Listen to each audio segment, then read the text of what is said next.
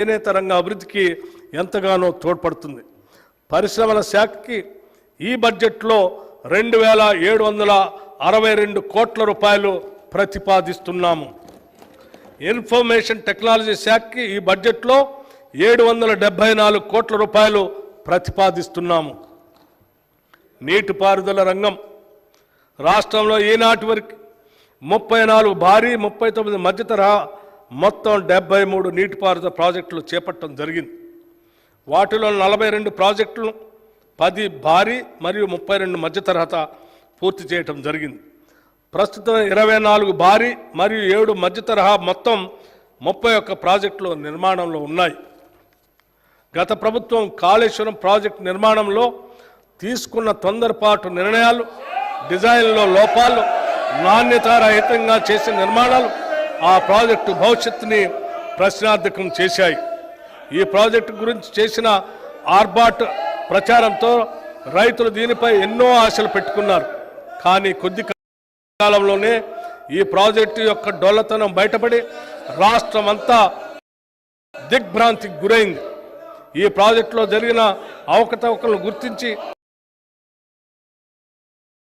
తగిన చర్యలు సూచించేందుకు విచారణ కమిటీని కూడా నియమించాం. ఈ న్యాయ విచారణ కమిటీ ఇచ్చిన నివేదిక ఆధారంగా తదుపరి చర్యలు తీసుకోవడం జరుగుతుంది.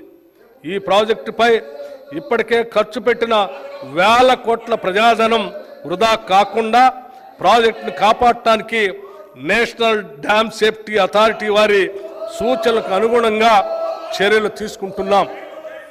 గత ప్రభుత్వం చివరి దశ నిర్మాణంలో ఉన్న చాలా ప్రాజెక్టులు పూర్తి చేయకుండా నిర్లక్ష్యం వహించింది. దీనివల్ల ఎంతో ప్రజాధనం ఖర్చు అయి కూడా ప్రజా అవసరాలను తీర్చడానికి ఇవి వినియోగంలోకి రాలేదు. మా ప్రభుత్వం తుది దశలో ఉన్న ఇలాంటి ప్రాజెక్టుల్ని మరియు ఆయకట్టు తక్షణం పెంపొందించే 6 ప్రాజెక్టుల్ని ఈ ఆర్థిక సంవత్సరంలో మరియు 12 ప్రాజెక్టుల్ని వచ్చే ఆర్థిక సంవత్సరంలో పూర్తి చేయడానికి నిర్ణయించాం. రాష్ట్రంలో ఇప్పటికే ఉన్న భారీ మధ్య తరహా మరియు చిన్న ప్రాజెక్టుల నిర్వహణ కూడా గత 10 ఏళ్లలో జరగకపోవటం వల్ల ఆ ప్రాజెక్టుల సామర్థ్యానికి అనుగుణంగా ప్రజలకి మేలు జరగలేదు. అవి అలాగే వదిలేస్తే మన జాతీయ సంపదగా భావించే ప్రాజెక్టులు నిరుపయోగం అవుతాయి. అందుకే మా ప్రభుత్వం ప్రాజెక్టుల నిర్వహణ మరియు మరమ్మతులు తగిన సమయంలో చేపట్టడానికి నిర్ణయించాం. నీటిపారుదల శాఖకు ఈ బడ్జెట్లో 22,301 కోట్ల రూపాయలు ప్రతిపాదిస్తున్నాం.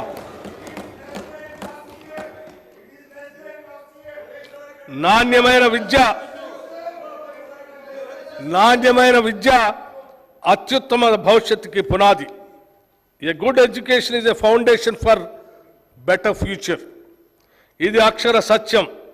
రాష్ట్రంలో విద్యారంగాన్ని మరింత పటిష్టపరిచి బలోపేతం చేసే దిశగా మా ప్రభుత్వం పాఠశాలలు మరియు కళాశాలలో విద్యా ప్రమాణాలను పెంచి వాటికి కావలసిన వసతులు కూడా సమకూరుస్తుంది.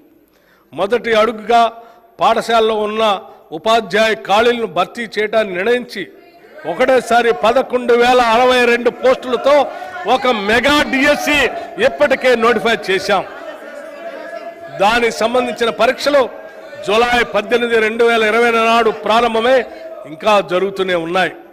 దీనివల్ల పాఠశాలలో ఉపాధ్యాయుల సంఖ్య విద్యార్థుల సంఖ్యకు అనుగుణంగా పెరుగుతుంది. నాణ్యమైన విద్య మన ప్రభుత్వ పాఠశాలలో చదివే పేద మధ్యతరగతి విద్యార్థులకి అందుతుంది. గత ప్రభుత్వం విశ్వవిద్యాలయాల స్వయం ప్రతిపత్తిని పూర్తిగా కాలరాసింది. వాటికి చాలా కాలం పూర్తి కాలం వైస్ ఛాన్సలర్స్ నియమించకుండా ఇన్ఛార్జీల నియామకంతో కాలం గడిపింది.